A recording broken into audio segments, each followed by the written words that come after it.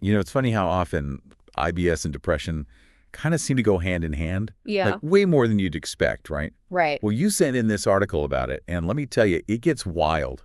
We're going deep on that connection today, the hows, the whys, and most importantly, what you can actually do about it. And it's more than just, that feeling down because you're sick. Right. We're talking like a two-way street, a real mind-body connection that scientists call the gut-brain axis. Okay, gut-brain axis.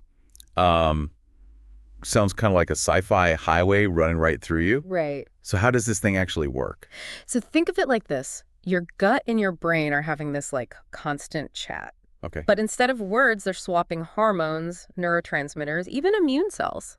It's a whole conversation, but it's happening on a chemical level. And get this. A lot of that chatter travels along the vagus nerve, which is like a super highway of information between your gut and your brain. So basically, if your gut's having a bad day, your brain gets the memo and might start feeling down too. Exactly. But it goes both ways.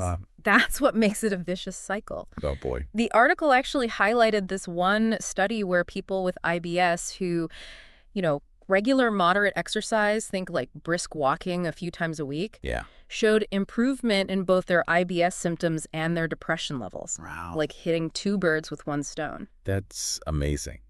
But wait, just exercising more isn't a cure-all, right? You're absolutely right. There's got to be more to it. Yeah, there's a whole cascade of factors at play here. Okay. Remember those chemical messengers we talked about? Yeah. Well, stress can actually mess with those signals, making IBS symptoms worse and contributing to feelings of anxiety and depression. It's like a triple whammy. Exactly. Okay, so stress is bad news for both our gut and our brain. But before we spiral down that rabbit hole, what about the practical stuff? What can people actually do to kind of break this cycle? That's where things get really interesting because it's not a one-size-fits-all solution. The article dives into a bunch of different strategies, but it all starts with becoming aware of your own body and what it's trying to tell you. Okay, so becoming aware of our bodies, that sounds like a good place to start. But where do we even begin? Okay, so becoming aware of our bodies, that sounds like a good place to start. But where do we even begin? Well, the article talks about this power of food journaling, like becoming a detective in your own kitchen. Right. You start tracking what you eat and how you feel afterward. Okay. And then over time, you might notice some surprising patterns. I actually tried that a while back, and I discovered that bell peppers of all things, were a major trigger for my IBS. I never would have guessed that. You see, wow. You never know until you start paying attention. Right. And it's not about demonizing certain foods or restricting yourself.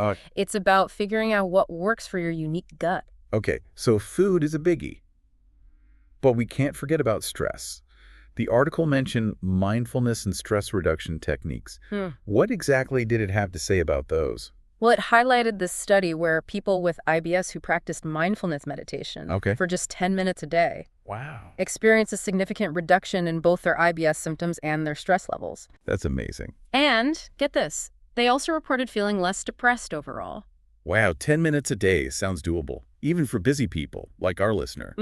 But meditation isn't for everyone. What about other ways to manage stress? Yeah, the article also mentioned things like yoga, spending time in nature, and even just listening to calming music. Sure. It's about finding what helps you unwind and de-stress in a way that feels good for you. It's interesting how everything seems to connect here.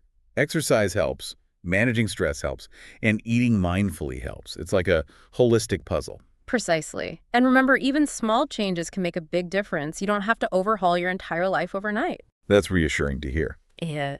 Speaking of connections, the article also touched on some fascinating research into the gut microbiota, that whole universe of bacteria living in our gut. Right. What's the latest on that front?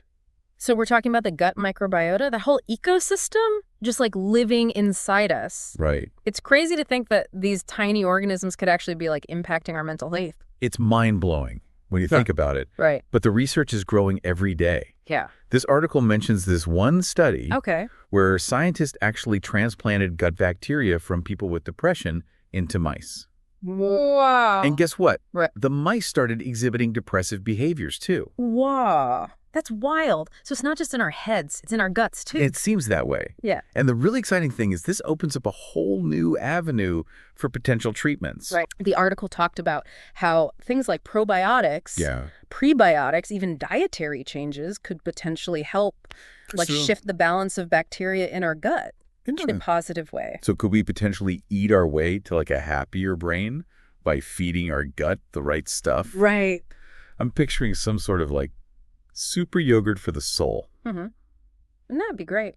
It's still early days for this type of research. Sure. But the potential is definitely there. Yeah. And I think, even more broadly, what's so intriguing about this entire field is that it really underscores how interconnected our bodies and minds truly are.